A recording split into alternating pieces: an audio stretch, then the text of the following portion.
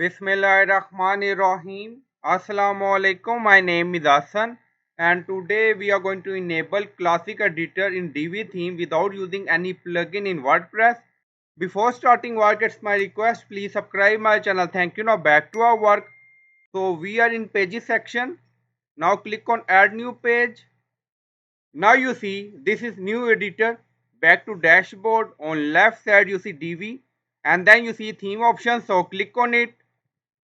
Now Divi theme options open and you see multiple tabs. Now click on builder and then you see advanced, so click on it. Now you see enable classic editor, so currently disabled, now enable, and then click on save changes. Now settings saved, go to add new page and refresh the page. Now you see classic editor enable by enable option in theme option.